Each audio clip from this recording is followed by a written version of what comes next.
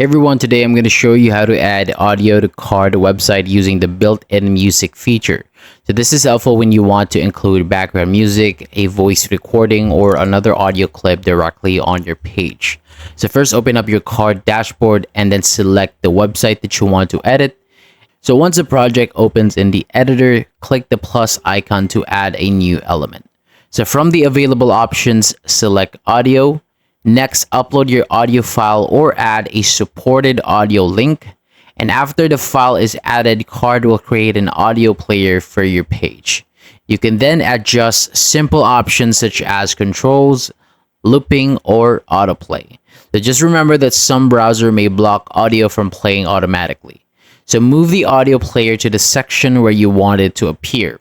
And once everything is in place, preview the website and test the audio to make sure it loads and plays correctly. And make the audio feature live on your card website. So that is all for today. Thank you so much for watching. For more videos like this, hit the subscribe button below and I will see you on the next video.